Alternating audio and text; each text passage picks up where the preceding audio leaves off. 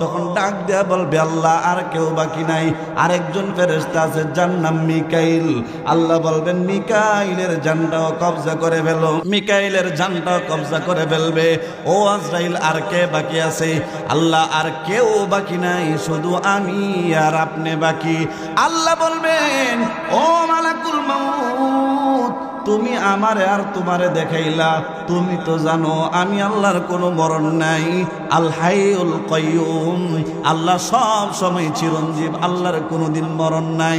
লা তাখুযুহু সিনাতু ওয়ালা নাওম, আল্লাহর ঘুমে ধরে না, তন্দ্রা ধরে না। ও মালাকুল মাউত, যে আল্লাহরে ঘুমে ধরে না, তন্দ্রা ধরে না, এই আল্লাহর মরণ কেমনে হবে? মালাকুল মাউত রে, শুধুমাত্র তুমি বাকি আছো, সুতরাং তোমার নফসটা, তোমার জানটা তুমি কবজা করো।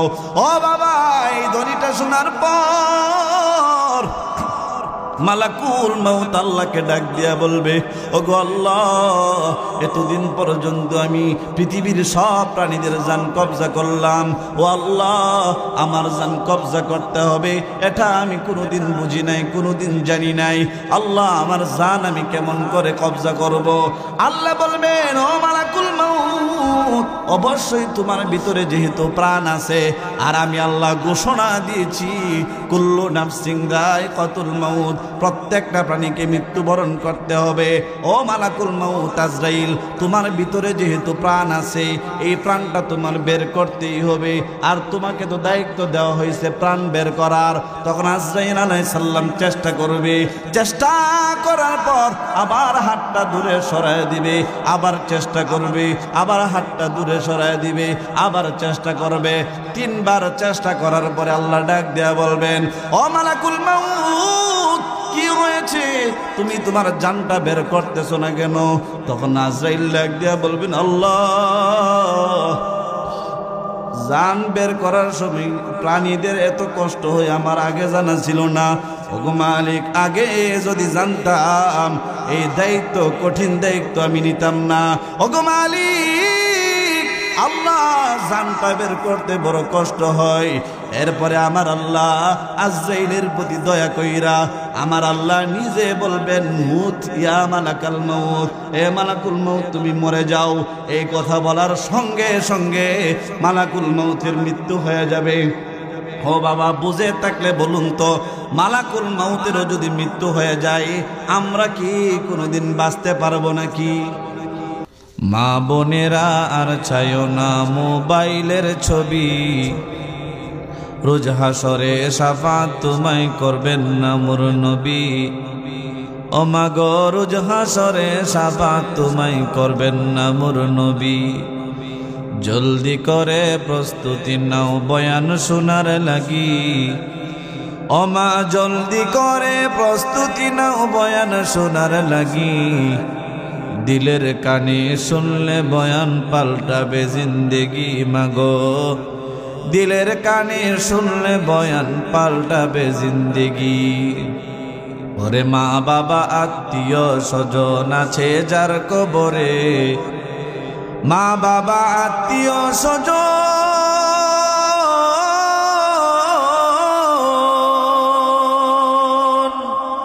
মা বাবা আত্মীয় স্বজন আছে যার কবরে। মাহফিল শেষে করো দোয়া তোমরা তাদের তরে, মাহফিল শেষে দোয়া করো তোমরা তাদের তরে। থাকতে সময় ভোলা মন স্মরণ করো তারে, থাকতে সময় ভোলা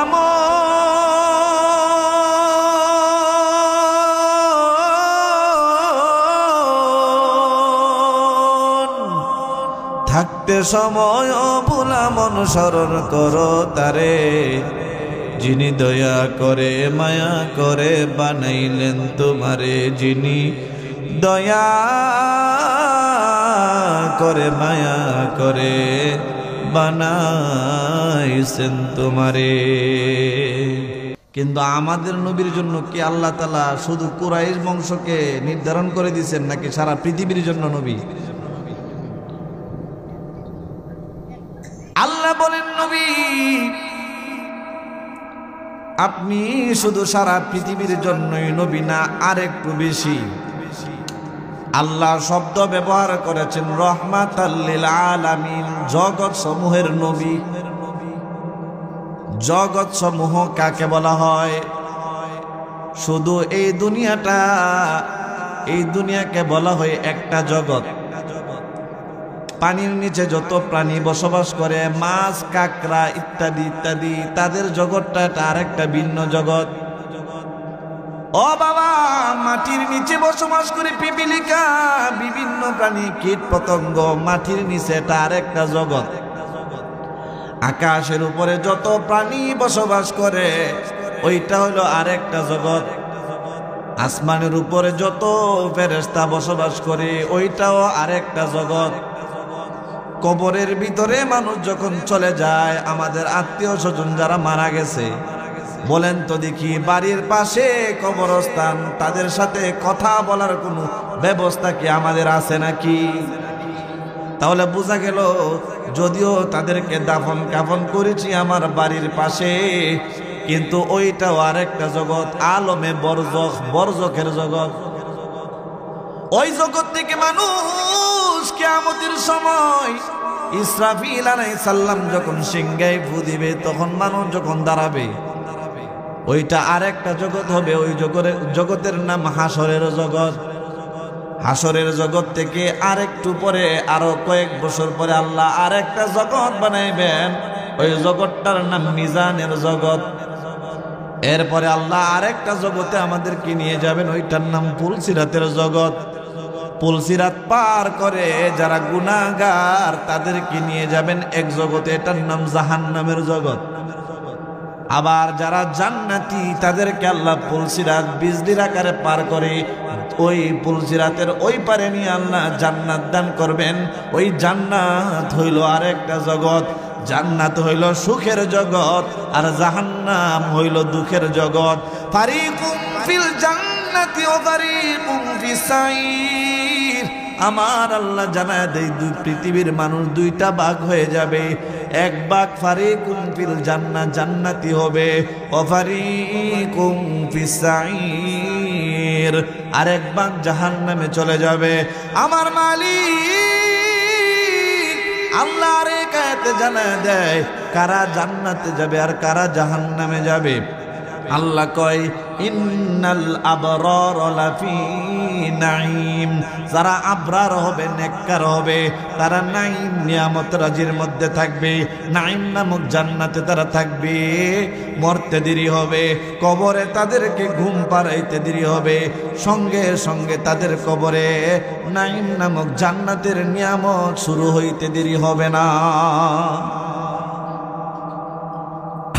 আর যারা জাহান্নামী, তাদের ব্যাপারে আল্লাহ কয়, ওয়া ইন্নাল ফুজ্জারা লাফি জাহিম, যারা পাপাচার পাপিষ্ঠ হবে, গুনাহগার হবে, তাদের জগৎ কিন্তু জান্নাতের জগৎ না। তাদের জন্য লাফি জাহিম, লাফি জাহিম, তারা জাহিম নামক জাহান্নামের মধ্যে তারা মরতে দেরি হয়। তাদের কবরের মধ্যে জাহান্নামের আযাব শুরু হইতে দেরি হয় না। এই জন্য আমার আল্লাহ ব্যবহার করেছেন, নবী আপনাকে আমি আল্লাহ শুধু বাংলাদেশের জন্য রহমত বানাই নাই, আমি আল্লাহ শুধু কোরবানপুরের জন্য রহমত বানাই নাই, শুধু মুরাদনগরের জন্য রহমত বানাই নাই, শুধু বাঙ্গরার জন্য রহমত বানাই নাই, শুধু ব্রাহ্মণবাড়িয়া কুমিল্লার জন্য রহমত বানাই নাই। ওগো নবীজি, শুধু বাংলাদেশের রহমত বানাই নাই, শুধু সৌদি আরবেরও রহমত বানাই নাই, শুধু এশিয়ার রহমত বানাই নাই, শুধু পৃথিবীর রহমত বানাই নাই। ওগো নবীজি, আপনাকে আমি আল্লাহ যত জগৎ আমি আল্লাহ বানায় রাখছি, সমস্ত জগতের জন্য আপনি নবীকে আমি রহমত বানাইছি। আল্লাহ বলেন, নবী আমি আল্লাহর ব্যাপারে আমি আল্লাহ কোরআনে কারিমে ঘোষণা দিলাম, ইন্নী আনাল্লাহু রব্বুল আলামিন, আমি আল্লাহ হইলাম রব্বুল আলামিন, আর আপনাকে বানাইছি রহমাতাল লিল আলামিন। আমরা সব সময় নামাজের মধ্যে প্রথম একটা সূরা তেলাওয়াত করি, সূরার নাম সূরা ফাতিহা। এই ফাতিহা সূরার শুরুতে আমরা একটা আয়াত তেলাওয়াত করি, সবাই আমার সাথে পড়েন, আলহামদুলিল্লাহি রাব্বিল আলামিন। যেহেতু তাফসীরুল কোরআন মাহফিল, এই জন্য কোরআনের আয়াত বলে বলে আমি তাফসীর করার চেষ্টা করতেছি, মনোযোগ দিয়ে শুনবেন। আমরা সূরা ফাতিহার শুরুতে আলহামদুলিল্লাহি রাব্বিল আলামিন এই শব্দটা তেলাওয়াত করি, রব্বুল আলামিন। আল্লাহ তাআলা 20 নম্বর পারা 8 নম্বর পৃষ্ঠার মধ্যে একই শব্দ উচ্চারণ করেছেন। আল্লাহ কয়, ইন্নী আনাল্লাহু রব্বুল আলামিন, ওগো নবীজি আমি আল্লাহ হইলাম রব্বুল আলামিন, আর আপনাকে বানাইছি রহমাতুল লিল আলামিন। এর অর্থ হইল, মুফাসসিরিনে কেরাম বলেন, আল্লাহ যতদিন যত জায়গায় রব, আমার আপনার নবীকে আল্লাহ বানাইছেন ততদিন তত জায়গায় রহমত। ও কুরবানপুরের মুসলমান, একটু খেয়াল করে দেখুন, আল্লাহ বুঝাইতে চায়, নবী আমি যত জায়গায় রব, আপনি নবীকে বানাইছি তত জায়গায় রহমত। বলেন তো দেখি, আল্লাহ কতদিন কত জায়গায় রব? আল্লাহর কি কোনোদিন মরণ আছে নাকি? কুল্লু মান আলাইহা ফান ওয়া ইয়াবকা ওয়াজহু রাব্বিকা যুল জালালি ওয়াল ইকরাম। আল্লাহ কই, নবী ও আমার বন্ধু, দুনিয়ার মানুষদেরকে জানায় দেন, কুল্লু মান আলাইহা ফান, যারা দুনিয়াতে আছে, যারা যেখানে আছে, কুল্লু নাফসিন যায়িকাতুল মাউত, প্রত্যেকটা প্রাণীকেই মরতে হবে, একমাত্র ওয়ায়াবকা ওয়াজহু রাব্বিক, আপনার রবের সত্তা বাকি থাকবে, আল্লাহর মরণ নাই। আমার মালিক ইসরাফিলকে যখন বলবে, ও ইসরাফিল তুমি সিংহাই ফু দাও, ইসরাফিল যখন সিংহাই ফু দিবে, পুরা পৃথিবী ধ্বংস হয়ে যাবে, পাহাড়গুলো উঠতে থাকবে তুলার মতো, জমিনটা একেবারে ধ্বংস হয়ে যাবে, গাছপালা সব মাটির সাথে মিশে যাবে, পাখি যা আছে সব মারা যাবে, পিপিলিকা যা আছে মারা যাবে, মশা যা আছে মারা যাবে, গাছ বৃক্ষলতা যা আছে সব মারা যাবে, সবুজ শ্যামল আর কোনো কিছু থাকবে না, সব কিছু ধ্বংস হয়ে যাবে। ইসরাফিল সিংহায় ফু দিতে দেরি, আসমানটা ফেটে যাইতে দেরি হবে না, আসমানটা চূর্ণ বিচূর্ণ হয়ে যাবে, আসমানটা তুলার মতো উঠতে থাকবে, ভাগ ভাগ হয়ে যাবে, ঠাস ঠাস করে আওয়াজ হয়ে আসমানটা কুটি কুটি ভাগ হয়ে যাবে। ও বাবা, জমিন তার পাহাড়কে বমি করে দিবে, পাহাড়কে জমিন আলাদা করে দিবে, পাহাড়টা উপরে উঠতে থাকবে, পাহাড়টা একেবারে ধুলির মতো হয়ে যাবে, ধুলি বালি হইয়া পাহাড়টা একেবারে চলতে থাকবে, পাহাড়টা উঠতে থাকবে। আপনাদের এই মসজিদ আর মসজিদের জায়গায় থাকবে না, আপনাদের মাঠ এরকম থাকবে না, আপনাদের মসজিদে এই রুমটা আর থাকবে না। ও বাবা, ও কুরবানপুরের মুসলমান, কত সুন্দর করে লক্ষ লক্ষ টাকা দিয়া বিল্ডিং বানাইতেছেন, এই বিল্ডিং যদি কিয়ামতের সময় থাকে গো, ইসরাফিল যখন সিংহায় ফু দিবে, এই বিল্ডিংও তখন ঠিক থাকতে পারবে না।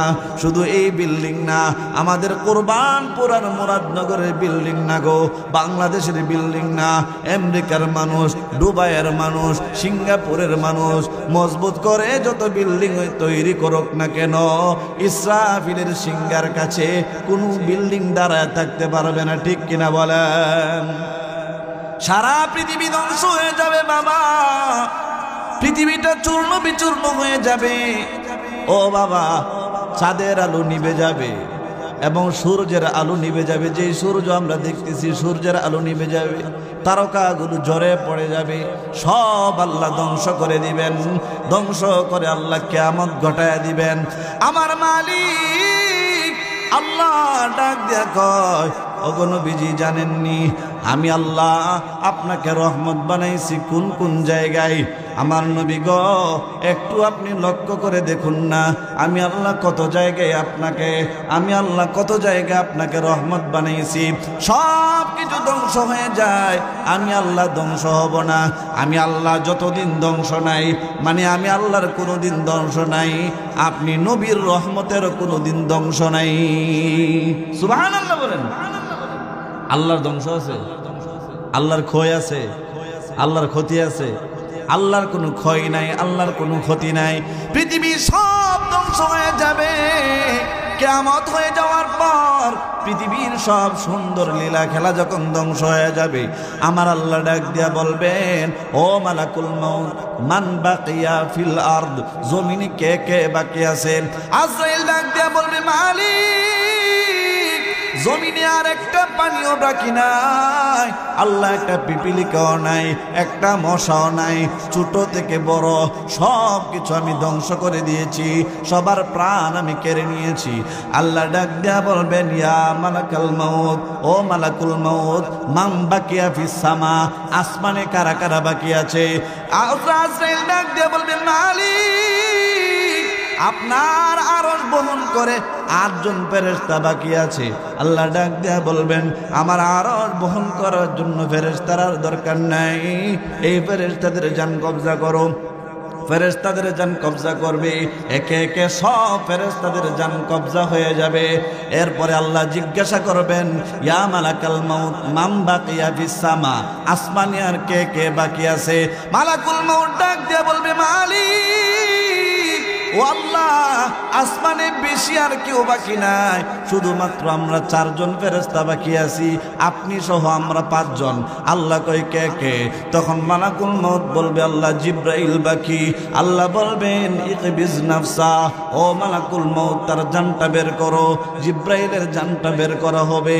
আল্লাহ জিজ্ঞাসা করবেন, ওয়া মান বাকিয়া ফিস সামা, আর কে বাকি আছে? মালাকুল মউত আমাকে বলো। আল্লাহ যেই ইসরাফিল সিংগাই ফু দিয়া কিয়ামত ঘটাইলো, সেই ইসরাফিল বাকি আছে। আল্লাহ বলবেন, ইসরাফিলের জানটাও বের করো। ইকবিজ নাফসাহু, তার জানটাও কবজা করো। ইসরাফিল আলাইহিস সালামের জানটাও কবজা করবে। আজরাইলকে আল্লাহ ডাক দিয়া বলবেন, আজরাইল ইয়া মালাকাল মউত ওয়া মান বাকিয়া ফিস সামা, আসমানে আর কে বাকি আছে গো? তখন ডাক দেয়া বলবে, আল্লাহ আর কেউ বাকি নাই, আরেকজন ফেরেশতা আছে, যার নাম মিকাইল। আল্লাহ বলবেন, মিকাইলের জানটাও কবজা করে ফেলো। মিকাইলের জানটাও কবজা করে ফেলবে।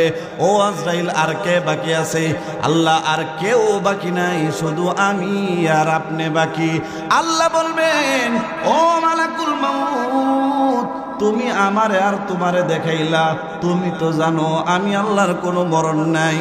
আল হাইউল কাইয়ুম, আল্লাহ সব সময় চিরঞ্জীব, আল্লাহর কোনোদিন মরণ নাই। লা তাখুযুহু সিনাতু ওয়ালা নাওম, আল্লাহর ঘুমে ধরে না, তন্দ্রা ধরে না।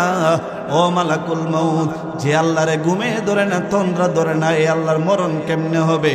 মালাকুল মউত রে, শুধুমাত্র তুমি বাকি আছো, সুতরাং তোমার নফসটা, তোমার জানটা তুমি কবজা করো।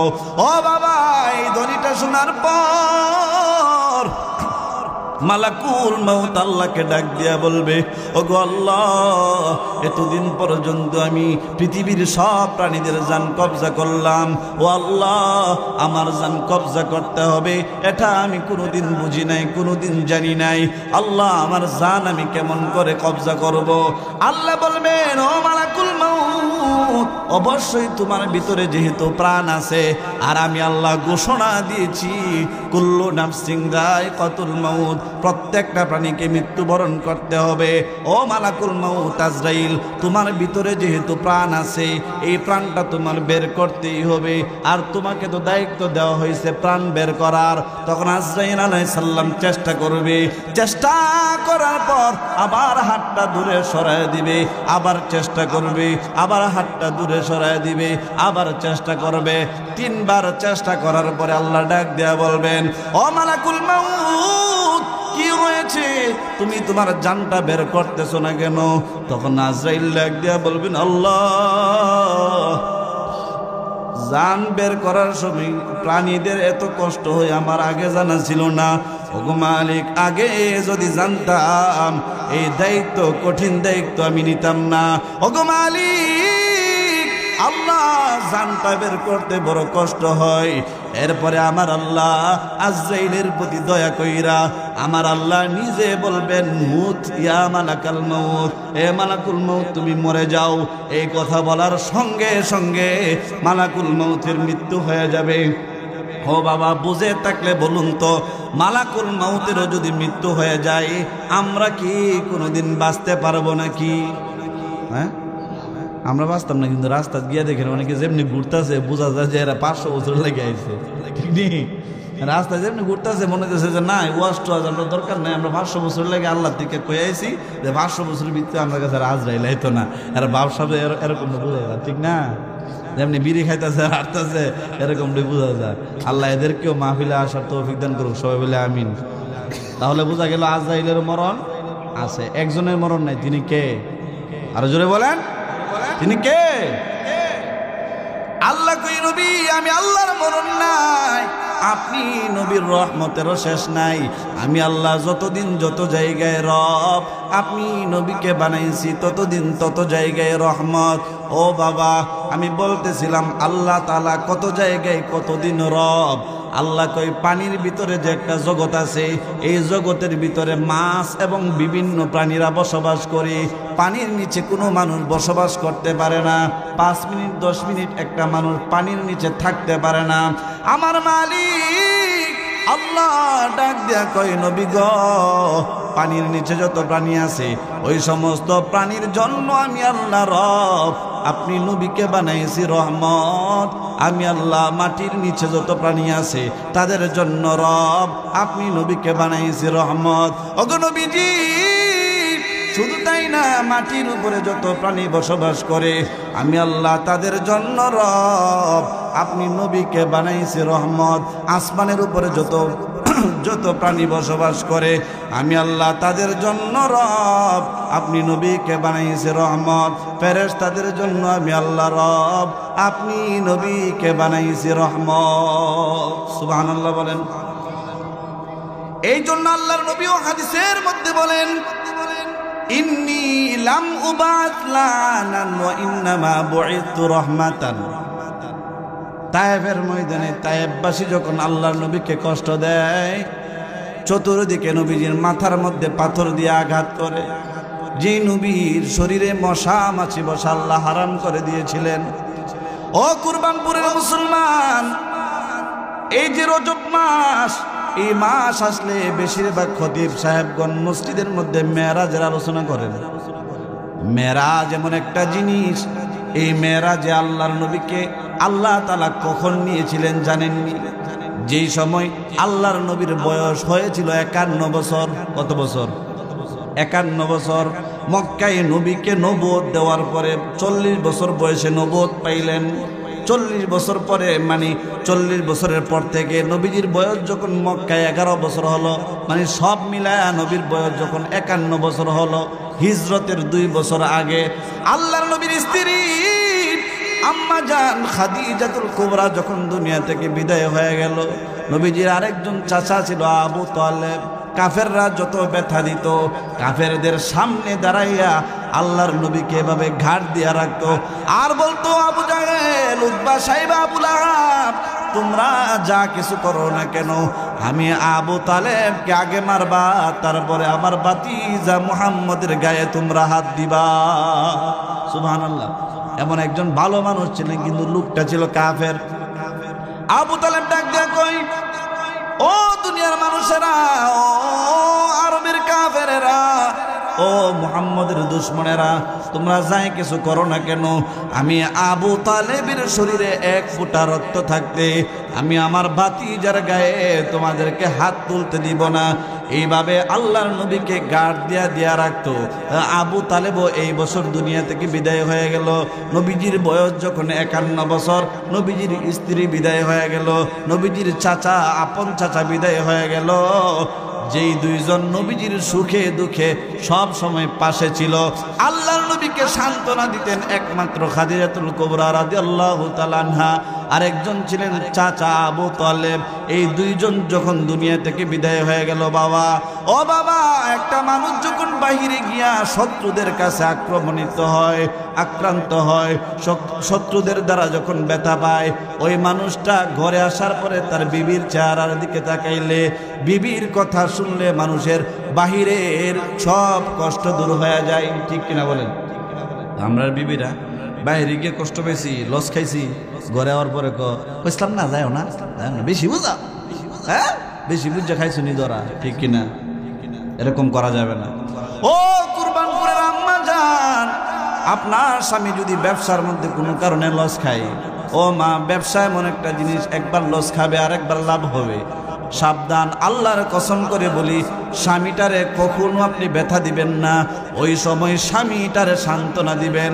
আপনার স্বামী যদি কোনো জায়গায় কোনো কষ্ট পায়, ঘরে আইসা বিবির কাছে যদি আবার কষ্ট পায়, ওই স্বামীটার যাওয়ার মতো আর কোনো জায়গা নাই, ওই স্বামীটার কষ্ট বলার মতো আর কোনো জায়গা নাই। এই জন্য মা, একটু খেয়াল করে দেখুন, আল্লাহর নবীর স্ত্রী খাদিজাতুল কুবরা যখন ইন্তেকাল করলেন, আপন চাচা আবু তালেব যখন ইন্তেকাল করলেন, বাহিরেও কাফেরেরা কষ্ট দেয়, ভিতরে আয়সা দেখে আপন মানুষ কেউ নাই, ভিতরেও কষ্ট বাহিরেও কষ্ট। আমার আল্লাহ কয়, ও দুনিয়ার মানুষেরা শোনো, আমার বন্ধুর মনটা খারাপ, তার আত্মীয় 2 জন মারা গেছে, ঘরেও কষ্ট বাহিরেও কষ্ট। মানুষের মন যখন খারাপ হয়, মানুষের মনটা ভালো করার জন্য তখন মানুষ বিভিন্ন জায়গায় ঘুরতে যায়। মানুষ কক্সবাজার যায়, মানুষ জাফলং যায়, গেলে দেখলে দৃশ্য দেখলে, নদীর পাড়ে গেলে, পাহাড় দেখলে, ঝর্ণা দেখলে মানুষের মনটা ভালো হয়ে যায়। আমার আল্লাহ কয়, আমার বন্ধুরে আমি এত ভালোবাসি, এত ভালোবাসি, আমার বন্ধুরে আমি দুনিয়ার কোনো জায়গা দেখাবো না রে। আমার বন্ধুকে আমি আল্লাহ 7 আসমান পাড়ি দিয়া, লা জামান পাড়ি দিয়া, লা মাকাম পাড়ি দিয়া, সিদরাতুল মুনতাহা পাড়ি দিয়া আমার বন্ধুকে আমি আল্লাহর কাছে নিয়ে আসব। সুবহানাল্লাহ। আমি আল্লাহ নিজের দেখা দিমু, আমার বন্ধুর সামনে ধরা দিমু, আমার বন্ধুর সাথে সরাসরি আমি আল্লাহ কথা বলমু। ফাকানা কাবা কাউসাইনি আও আদনা। সূরা নাজমের এই আয়াতের তাফসীর করেছেন অনেক উলামায়ে কেরাম।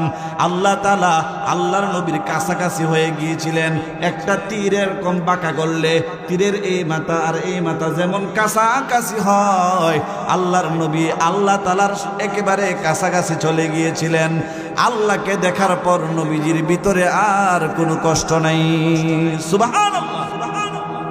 আল্লাহর নবী কষ্ট পাইয়া দিনের বেলা কান্দে, রাত্রের বেলা কান্দে, নামাজের মধ্যে কান্দে, ও গো আল্লাহ, তুমি আমার স্ত্রীকে দুনিয়া থেকে নিয়ে গেলা, ঘরে আইসা বিবি নাই, আল্লাহ মনে বড় অশান্তি। ও মালিক, কাফেররা আমাকে নিয়ে গালাগালি করে, আমাকে ব্যঙ্গ করে, আমাকে অনেক কটু কথা বলে, আল্লাহ গো সইতে পারি না। দিনের বেলা নবী হাঁটে আর কান্দে, রাত্রের বেলা। এমন সময় জিব্রাইল আলাইহিস সালাম ওই ঘরের ছাদ ফাঁকা কইরা ঘরের ছাদ দিয়া ভিতরে ঢুকলেন। আল্লাহর নবী কয়, আমি ঘুম এবং সজাগ এর 2-এর মাঝামাঝি ছিলাম। পুরাপুরি ঘুমাই নাই, আবার পুরাপুরি সজাগ না, এমন একটা ঘুমের মাঝামাঝি ছিলাম। মানে এটার আমরা আমাদের ভাষায় বলি কাঁচা ঘুম।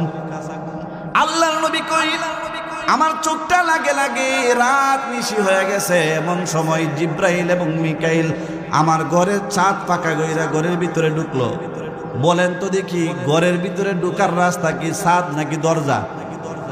কিন্তু ওই দিন জিব্রাইল আলাইহিস সালাম দরজা দিয়া না ঢুইকা ছাদ ভেদ করে ঢুকছেন।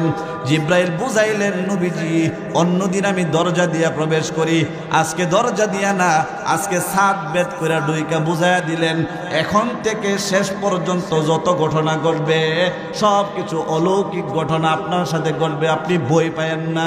এই জন্য আশ্চর্যজনক ঘটনা যেহেতু ঘটবে, এই জন্য জিব্রাইল ওই দিন আশ্চর্যজনকভাবে ছাদ ভেদ করে নবীর ঘরে ঢুকলেন।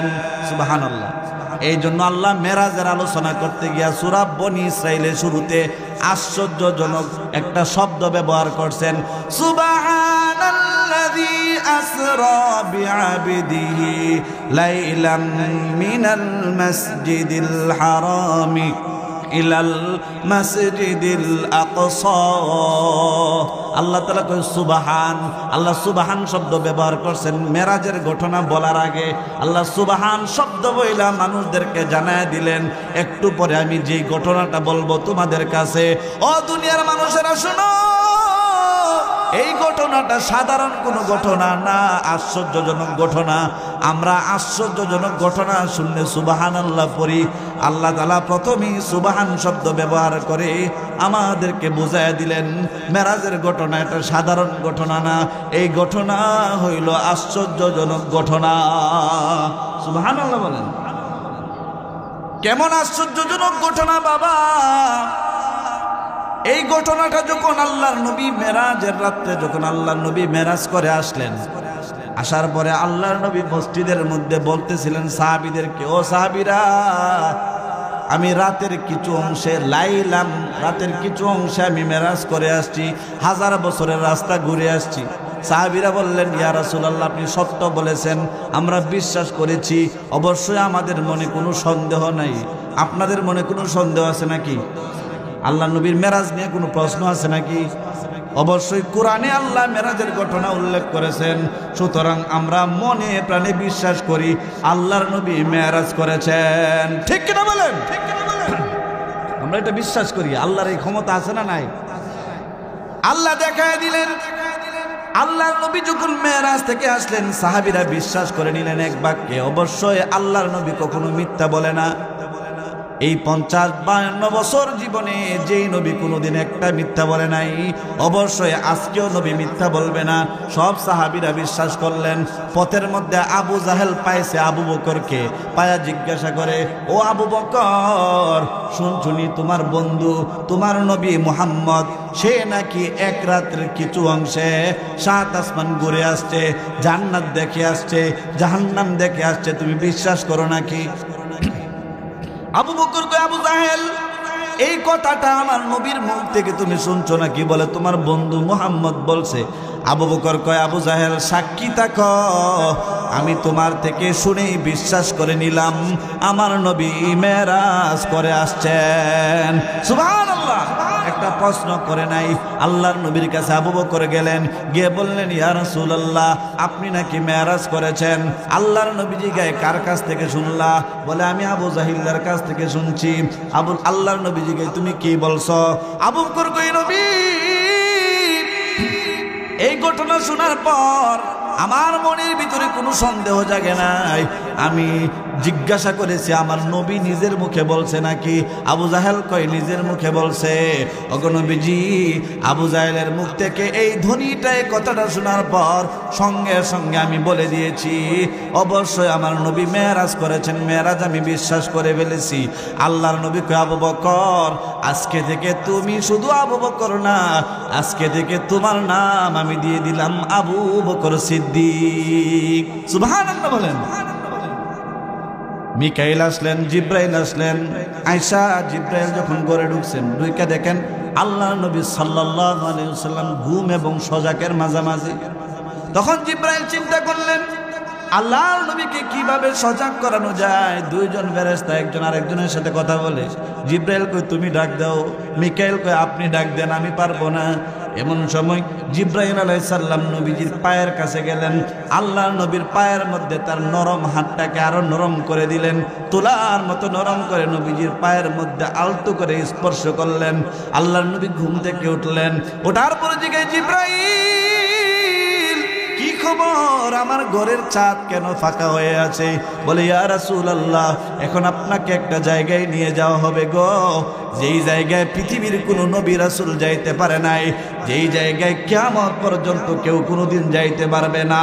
আল্লাহ তাআলার আরশে আজিমের কাছে আপনাকে নেওয়া হবে। সুবহানাল্লাহ বলেন। আল্লাহর নবীকে কোলে নিলেন 2 জন ফেরেশতা। কোলে নিয়া মক্কার কাছাকাছি গেলেন, কাবা ঘরের কাছে নিয়া হাতিমের মধ্যে আল্লাহর নবীকে শোয়াইলেন। শোয়াইয়া নবীজির পেটটা ছিঁড়লেন।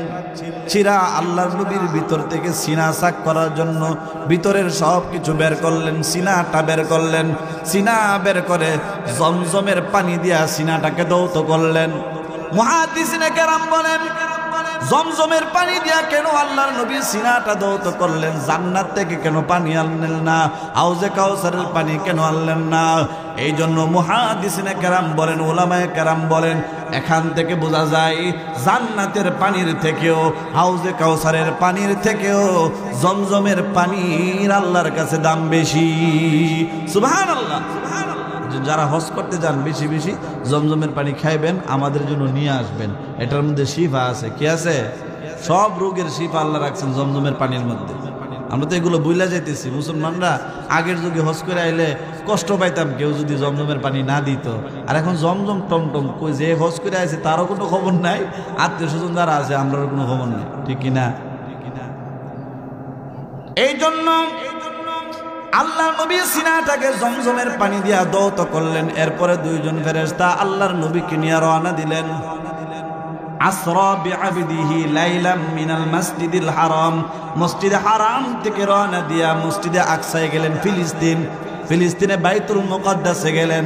যাওয়ার পর আল্লাহর নবীর বুরাকটাকে একটা যেখানে নবী রাসূলুল্লাহ তাদের ঘোড়া বাঁধতেন ওইখানে বাঁধলেন।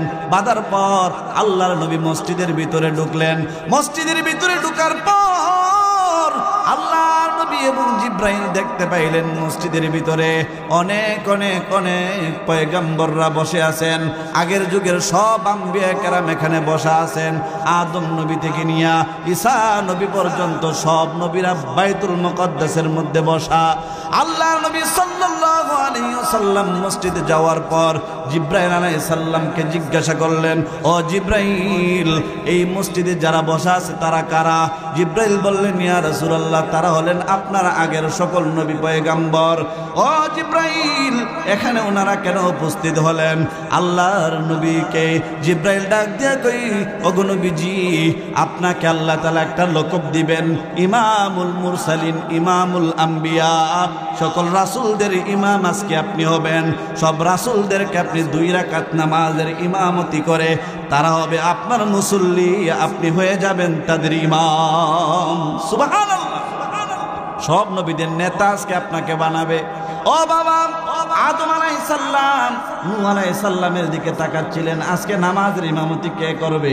নূহ আলাইহিস সালাম ইব্রাহিমের দিকে তাকায়, আজকে নামাজের ইমামতি কে করবে? ইব্রাহিম নবী মুসা নবীর দিকে তাকায়, আমার সন্তান মুসা মনে হয় ইমামতি করবে। মুসা নবী হযরত ইউসুফ নবীর দিকে তাকায়, আজকে মনে হয় আমার বাবা ইউসুফ পড়াবে। ইউসুফ নবী ইয়াকুব নবীর দিকে তাকায়, মনে হয় আমার বাবা ইয়াকুব পড়াবে। ইয়াকুব নবী ইসহাক নবীর দিকে তাকায়, মনে হয় আমার আব্বা পড়াবে। এইভাবে একজন নবী আরেকজনের দিকে তাকায়। এমন সময় কাতারের মাঝখান দিয়া জিব্রাইল আলাইহিস সালাম আল্লাহর নবীর হাতে ধরে ধরে সামনে নিয়ে গেলেন আর ডাক দেয়া বললেন, ওগো আম্বিয়া কেরাম, আজকে কারো ইমামতি চলবে না, আজকে রহমাতুল লিল আলামিনের ইমামতিতে আপনাদের 2 রাকাত নামাজ পড়তে হবে। সুবহানাল্লাহ বলেন। এমন দৃশ্য, কত সুন্দর দৃশ্য। আল্লাহর নবী সবাইকে নামাজ পড়াইলেন। 2 রাকাত নামাজ পড়াইয়া আল্লাহর নবী রওনা দিলেন। এবার সিঁড়িতে করে মেরাজে যাবেন। এমন লিফটের মধ্যে উঠলেন। লিফটে ওঠার সঙ্গে সঙ্গে আল্লাহর নবীকে মুহূর্তের মধ্যে এই লিফট 7 আসমান ভেদ করে আল্লাহর নবীকে আরশে আযমের কাছে নিয়ে গেলেন। সুবহানাল্লাহ। আল্লাহ কই নবী ফাকানা কাবা কাউসাইনি আও আদনা, আমার বন্ধু মা দল্লা সাইবুকুম ওয়া মা গাওয়া, তোমাদের নবী তিনি কিন্তু ভ্রান্ত হয়ে যায় নাই, তিনি কিন্তু মিথ্যা বলে নাই। ওমা ইয়ানতিকু আনিল হাওয়া, তিনি কখনো বানায় কথা বলবে না। অবশ্যই আমি আল্লাহর সাথে তার মেরাজ হয়েছে, আমি আল্লাহর সাথে তার দেখা হয়েছে। আমার বন্ধুর মন খারাপ, বন্ধুর মন ভালো করার জন্য আল্লাহ তাআলা সর্বোচ্চ জায়গায় নিয়ে বন্ধুর মনটাকে আল্লাহ ভালো করে দিয়েছেন। সুবহানাল্লাহ। এমন একজন নবী আমরা পাইছি, খুশি না বেজার? খুশি। রাহমাতুল লিল আলামিন। এই জন্য আল্লাহ কয়, ও বন্ধু, আপনার কেমন দাম আপনি জানেননি, আপনি কেমন রহমতের নবী। ওগো নবীজি, আমি আল্লাহর নামটার দিকে একটু তাকান। আমি আল্লাহর নাম আমি আল্লাহ নিজে রেখেছি। আল্লাহ, আল্লাহর নাম আল্লাহ রেখেছেন আল্লাহ। আল্লাহ কই, বন্ধু আপনার কত দাম? আমি আল্লাহর নামটা বানান করতে অক্ষর লাগে 4টা, আলিফ লাম লাম হা, এই 4 অক্ষরের সমন্বয়ে আল্লাহ। আল্লাহ কই, বন্ধু ওগো রহমতের নবী, আমি আল্লাহর নাম বানান করতে অক্ষর লাগে 4টা।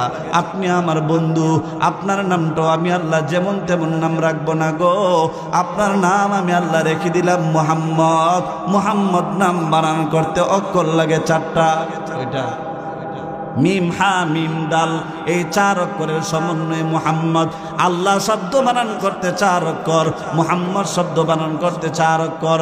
শুধু তাই রে বাবা, আমরা মক্তবের মধ্যে ছোটবেলায় গিয়ে একটা কালিমা শিখেছিলাম, কালিমে তৈবা লা ইলাহা ইল্লাল্লাহু মুহাম্মাদুর রাসূলুল্লাহ সাল্লাল্লাহু আলাইহি ওয়াসাল্লাম।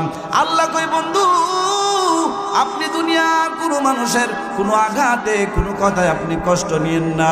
ওগো আমার বন্ধু আমি আপনাকে এত ভালোবাসি, কালিমে তয়বার দিকে একটু তাকায় দেখেন। কালিমে তয়বাটা না পড়লে কেউ পরিপূর্ণ মুসলমান হতে পারে না।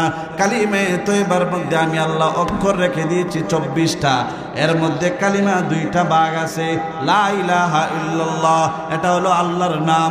আল্লাহ কই বন্ধু আমার নামের মধ্যে আমি আল্লাহ অক্ষর রেখে দিয়েছি 12টা, আর আপনার নাম হলো মুহাম্মদুর রাসূলুল্লাহ। কালিমার দ্বিতীয় অংশে আমি আল্লাহ অক্ষর রেখে দিয়েছি 12টা, এই হলো 24টা। আল্লাহর নামের শুরুতে আল্লাহ রেখেছেন 12টা, নবীর নামে আল্লাহ অক্ষর রেখে দিয়েছেন 12টা। এখান থেকে বুঝে নাও আমি আল্লাহ আমার বন্ধুরে কত ভালোবাসি। সুবহানাল্লাহ। এই রহমতের নবী আল্লাহ কই শুধু তাই না, তোমরা যে আজান দাও ফিল আজান, আজানের মধ্যে তোমরা পড়ো আল্লাহু আকবার, আমি আল্লাহর নাম উচ্চারণ করো। আজানের মাঝখানে আছে আশহাদু আন্না মুহাম্মাদুর রাসূলুল্লাহ। কেউ যদি ইচ্ছাকৃতভাবে এই আশহাদু আন্না মুহাম্মাদ নবীর নাম যদি কেউ ছেড়ে দেয় ওই ব্যক্তির আজান পরিশুদ্ধ হবে না। আল্লাহ কয় আজানের মধ্যে আমি আল্লাহর নাম, আজানের মধ্যে রেখে দিয়েছি রহমাতুল লিল আলামিনের নাম। শুধু তাই না, মুফাসসিরিনে কেরাম বলেন ওয়াফিল ইকামাতি, ইকামতের মধ্যেও আল্লাহর নাম আছে, ইকামতের মধ্যেও আশহাদু আন্না মুহাম্মাদুর রাসূলুল্লাহ আছে। শুধু তাই না, ওয়াফিস সালাতি, নামাজের মধ্যে আল্লাহ রেখে দিয়েছেন আল্লাহর নাম, নামাজের মধ্যেও আছে আল্লাহর নবীর নাম। ও বাবা, আমরা যখন নামাজ পড়ি নামাজের মধ্যে 2 রাকাত পড়ার পর আমরা তাশাহুদ পড়ি, আত্তাহিয়াতু লিল্লাহি ওয়াস সালাওয়াতু ওয়াত তাইয়্যিবাত, আসসালামু আলাইকা আইয়ুহান নাবিয়্যু। আত্তাহিয়াতু লিল্লাহি, আত্তাহিয়াতুর মধ্যে আল্লাহর নাম আছে। আল্লাহ কয় নামাজের মধ্যে আত্তাহিয়াতুর মধ্যে আমি আল্লাহর নাম, সেখানে রেখে দিয়েছি রহমাতুল লিল আলামিনের নাম। শুধু তাই না, আমরা যখন আখিরি বৈঠকে বসি, ফজরের নামাজ 2 রাকাত হইলে 2 রাকাতে যে বসি এটার নাম আখিরি বৈঠক। 4 রাকাত বিশিষ্ট নামাজ হইলে শেষে যে বসি এটার নাম আখিরি বৈঠক। এই আখিরি বৈঠকে বসার পরে তাশাহুদের পরে আমরা দুরুদ পড়ি। আল্লাহ কই দুরুদের মধ্যে প্রত্যেকটা দুরুদে আমি আল্লাহ রেখে দিয়েছি আল্লাহুম্মা, এখানে আমি আল্লাহর নাম সাল্লি আলা মুহাম্মাদ, এই দুরুদের দ্বিতীয় অংশে আমি আল্লাহ রেখে দিয়েছি আমার নামের পরে আমার বন্ধুর নাম। শুধু তাই না, শুনো আমার আল্লাহ ডাক দিয়া কয় আমি আল্লাহর জান্নাত যে সাজায় রাখছি ওই জান্নাতের পায়ার মধ্যে আমি আল্লাহ রেখে দিয়েছি লা ইলাহা ইল্লাল্লাহু মুহাম্মাদুর রাসূলুল্লাহ। জান্নাতের গেটের মধ্যে আল্লাহর নাম, ওইখানে আছে আল্লাহর নবীর নাম। শুধু তাই না, আদম নবী বলে ও দুনিয়ার মানুষেরা আমি জান্নাতের গেটের মধ্যে আল্লাহর নাম দেখেছি, আল্লাহর নামের সাথে হাবিবের মুহাম্মদুর রাসূলুল্লাহর নাম দেখেছি। শুধু তাই না, জান্নাতের যতটা রুম আমি ঘুরছি প্রত্যেকটা রুমে রুমে আমি মুহাম্মদুর রাসূলুল্লাহর নাম দেখেছি। শুধু তাই না, জান্নাতে যতটা গাছ আমি দেখেছি প্রত্যেকটা গাছের পাতায় পাতায় আমি মুহাম্মদুর রাসূলুল্লাহর নাম দেখেছি। আমি জান্নাতে সব জায়গায় দেখেছি আল্লাহর নামের সাথে মুহাম্মদুর রাসূলুল্লাহর নাম।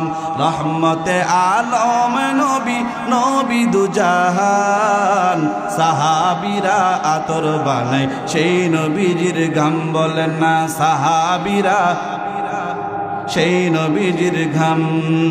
রহমতে আলম নবী, নবী দুজাহান, সাহাবীরা আতর লাগায় ওই নবীজির ঘাম, সাহাবীরা আতর বানায় ওই নবীজির ঘাম। শুনো মানো জানো কেমন আমার নবীজি, যাহার পাগল চন্দ্র সূর্য তারকারাজি। শুনো মানো জানো কেমন আমার নবীজি, যাহার পাগল চন্দ্র সূর্য তারকারাজি রে, যাহার পাগল চন্দ্র সূর্য তারকারাজি। তোমরা আরো শোনবানি সুন্দর কাহিনী, আরো শুনবানি সুন্দর কাহিনী। জান্নাতের ওই রুমে রুমে লেখা নবীর নাম, জান্নাতের ওই রুমে রুমে লেখা নবীর নাম। রহমতে আলম নবী, নবী দুজাহান, সাহাবীরা আতর লাগায় ওই নবীজির ঘাম, সাহাবীরা আতর বানায় ওই নবীজির ঘাম। উস্তুনে হান্নানা একটা খেজুর গাছের নাম, যাকে ধরে খুতবা দিতেন রাসূল আকরাম।